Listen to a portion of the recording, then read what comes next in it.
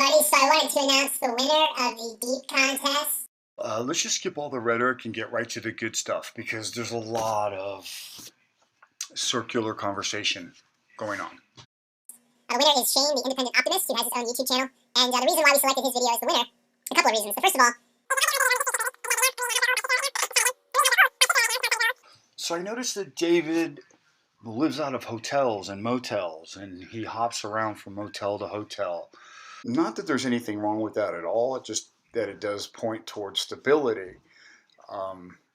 It appears that David is nomadic, living out of motel and hopping from motel to motel, or probably one of those extended stay motels, like he went on, or like he wound up in when he disappeared. And vocal cords gave out there. And I'm also reading a couple of... He's really not talking about anything of substance here. It's a really super long video about his books, and I don't really know. I had a hard time sticking with it, but we're going to get to the good stuff in a minute, so just hang tight. We're just going to skip through some of this. Just general history books about the history of Rome. This one I'm holding up, I actually would not recommend.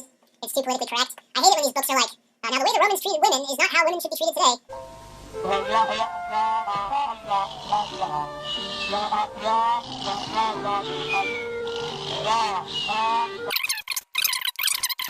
And the seedy side of things originated in Rome also. A lot of the corrupt practices of politics have extended into the present day. I hope this hasn't been boring for you.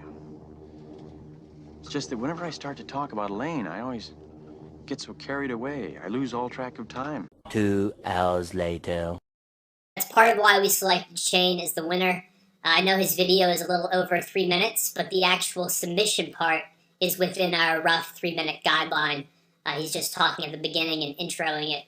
Well, David is an expert at marketing and promoting himself, as he really showed everyone by hitching his wagon to Pizzagate and wrapping himself and hiding behind that controversy to expand his popularity and the number of people he could reach, which thus turns into the number of sales he can make and the amount of money he can make. The more people he can reach, the more money he has the potential to make.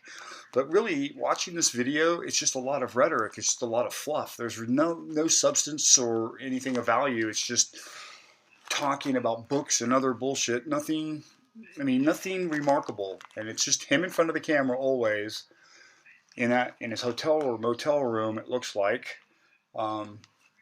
just talking to his laptop.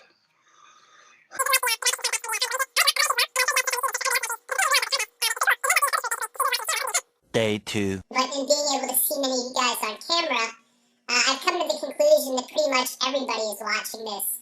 Young, old, white, black, conservative, progressive. And that's great to see. It's great to see that I'm not just talking to one group. I've got to concentrate. I've got to concentrate. Hello? Echo.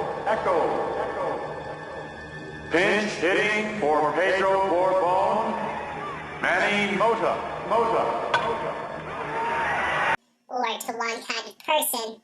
This whole contest that he made was just, as I said before, to kind of throw dirt on the critical videos that people made of him, to kind of obscure them in the search results when somebody goes to look up his name or in recommended videos, because these videos will likely show up. Some of the critical videos are going to likely show up in people's recommended videos after they're done watching his videos, or they'll show up alongside his videos. So I think his thinking is to try and decrease the chance of that happening. He would have people flood YouTube with videos about him that were positive instead of negative. But it doesn't change the facts, and it doesn't change who he is. He's still the same person. And I don't know. There's just nothing. I don't see how this guy could have so many followers and so many subscribers. And there's really nothing of substance in these videos that I've seen up to this point. 2 hours later. So congratulations again to Shane. And finally, I gave a wide-ranging interview. I'm starting to get interview requests. Now, as far as I know, there was only 2 requests for him to come onto their podcast. And they weren't interview requests. They were requests to come on and talk and have a conversation and a discussion. There's a big difference between that and an interview. I don't think anybody's looking to interview him so much as to have a conversation with him. Jeff C. from New World Agenda and Nathan from Lift the Veil. Either one of those guys would have been a fantastic, fantastic show. Meeting with this guy in New York who nobody really knows who he is. You know, there was nothing of substance there either. But something with Jeff C. or Nathan would have been a firecracker. And this guy is an expert in self-promotion. You would think he would see the opportunity in getting on and talking with Jeff C. or getting on and talking with Nathan. If things got too hot or things got too uncomfortable, he could always just leave. But this is an opportunity. The way I look at it, if you don't have anything to hide, then why wouldn't you want to go out? If you haven't done anything wrong, or your business practices aren't shady, then you wouldn't have a problem going out and talking about it. At least that's how it would appear to me as John Q. Public. And I've been very selective about who I want to do an interview with, because I want it to be people who are going to be friendly and who aren't going to treat me like a person who believes in reptilian shapeshifters and the lizard people. If he's talking about David Icke, I don't think David Icke wants to interview him. I don't know anybody else that's into reptilians or shapeshifters. I'm not. New World Agenda isn't. Lift the Veil isn't, as far as I know. And the only 2 people that really wanted to talk with him and not have an interview, this is not an interview, they wanted to have a discussion with him, was Nathan from Lift the Veil and Jeff from New World Agenda. And as far as I know, neither one of them are into shapeshifters or reptilians. Simply because I'm reading what's in the WikiLeaks emails, right? I don't want to be branded a weirdo. I want to have enough time to explain what Pizzagate actually is. So I did an interview yesterday with Frank Zadalza. I think David had a real missed opportunity here, because he could have gone on to Jeff C's podcast or his podcast, or to Nathan's show and talked about Pizzagate. He's supposed to be an expert on it. Now, the criticism is that he hasn't done any research, but that would have been a perfect opportunity to show those 2 guys otherwise. So why didn't he take it? A podcaster and broadcaster based in New York. I've been friends with him professionally for years. I consider him to be a first-rate broadcaster. He's a bit like a young Joe Rogan. Nobody knows who this guy in New York is. And a much more interesting conversation, not an interview, a conversation, would have been with Jeff C. or Nathan, Lift the Veil. Now, if somebody who's an expert in self-promotion, you would think that he would know that this would be an opportunity for him to actually come out and just come out of the closet and explain your position with perhaps both of them on the same podcast. And I don't think anybody's going to not be nice to David. I don't think that's the case at all. I don't think anybody's not going to be not nice to him. I don't have anything against David personally, and I'm surprised that David shies away from controversy. It's buzz. Doesn't matter if it's positive or negative. It's still buzz. He's got me talking about him, for Christ's sakes. I really like how he runs his show, and we did a great interview yesterday. I'll link to that in the description below, as it's now up on YouTube.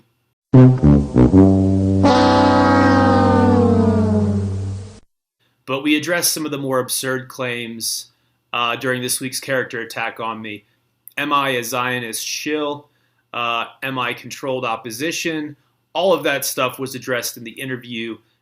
I tried to watch a couple minutes of that interview, but it was incredibly boring, and there was no spark in it. There was no debate.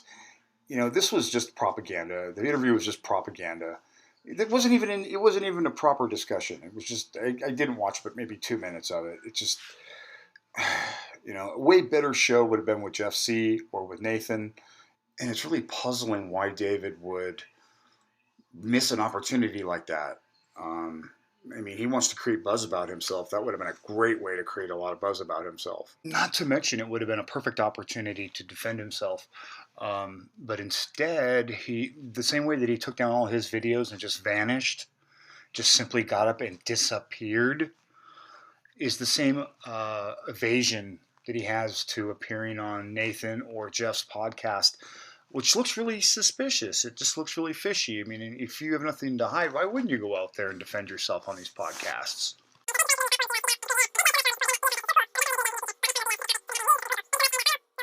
I'm going to start criticizing his videos, though, and really looking to see, doing a critical analysis, and I'm sure it's not going to be very comfortable. But hold on, we'll get to the good stuff in a minute. And about the Clintons' child trafficking, alleged child trafficking. Well, I think what really happened here is that he was watching New World Agenda's live podcast and panicked and deleted everything. And they came up with a series of really bad excuses that just weren't believable at all. But, I mean, that was his first mistake, was to just take everything down and run. Because it made him look extremely guilty. It made him look like he was just a shyster. It made him look like the Wizard of Oz, the man behind the curtain, who was screaming Pizzagate, Pizzagate, Pizzagate, in order to explode his popularity. And his popularity did explode. It went crazy. And for somebody who really hasn't done anything or accomplished anything notable other than Joe Rogan's podcast, I don't get the draw. I must be missing something. I'm just not getting it. Sure, he's got a nice, cute mouth. But what else is there? 2 hours later.